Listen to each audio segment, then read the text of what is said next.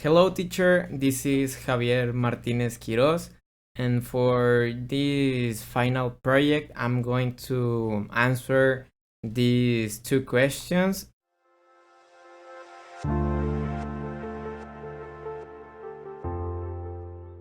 So let's go ahead and answer the first question.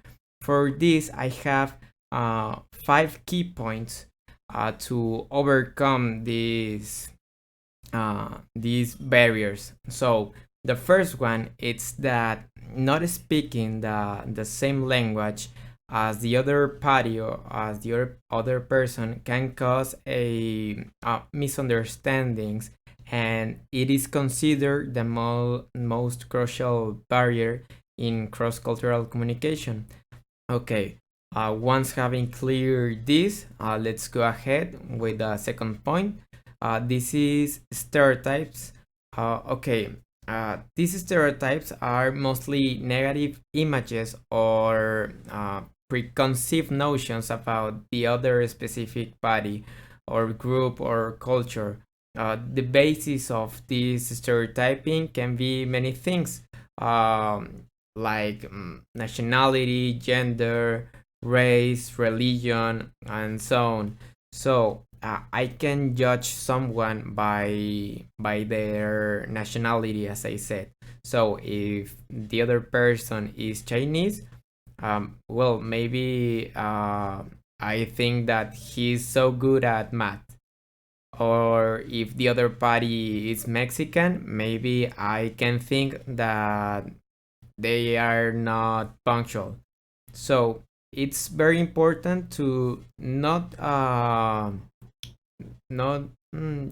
prejudge the other person by only his nationality, gender, age. We need to respect the other party beliefs and nationality and so on. Well, let's go ahead to the third point, that is signs and symbols. These are non-verbal communication. This could be like thumbs up. This in the Western world is a sign of approval. Like, yeah, you can do it, or I like it. It's good. It's a positive sign. But in Bangladesh, this thumbs up is seen as an insult. So we need to be very careful with who are we talking to. And for this other point, number 4, we have behaviors and belief. And this one it's alike to the second one, to the stereotypes, but this one differs on cultural differences, and these cause behavioral and personality differences, like body language, gestures, mindsets, communications, manners. And this is not only across the nations. This can happen between two Mexicans. So if someone are telling something and his gesture, it's like, I don't know, some kind of kind, well, you will think that he's a good person. But if his gestures are hostile, like he's telling something like very rude, well, you think this person is mad or it's a bad person. I don't know. So this is very important because you need to be like respectful with the others. So you need to be calm and conscious about what are you thinking and what are you talking. So well, let's jump to the other point. This is us versus them. This is to understand the other party's culture. So if the other party feels like you're understanding the message, they will feel like, okay, he's respecting me. I'm consider them as an us now. So in the other hand, if I'm being hostile, they will consider me as a them, so a part of the group. Then let's go ahead and answer this other question. It's the second one. Explain how emotional intelligence might be used during an international business negotiation effectively, constructively, and positively.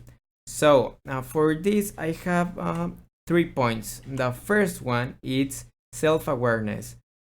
This is the ability, to read one's own emotions and recognize the role that those feelings might play in decision making.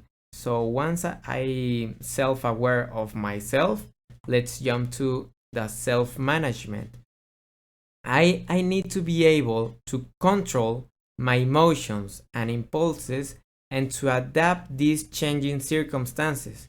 The self aware person must be able to recognize these emotions and develop some ways or some mechanisms to minimize the effect of negative emotions while leveraging the impact of positive emotions. So, once I have this clear, the self awareness and self management, this is of myself, I need to understand the others' feelings. So, this social awareness, the third point, it's the ability to sense, to understand, and react to others' people's emotions while comprehending social networks. So, I need to put attention in the other people feelings. So how do they move?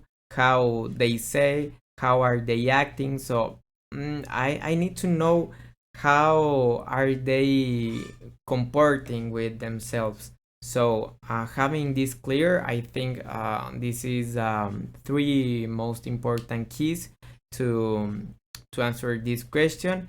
And from my part, that will be all. Thank you, teacher, and I hope you're doing all great. And thank you for having your time to listen to me. Uh, Thank you. Bye bye.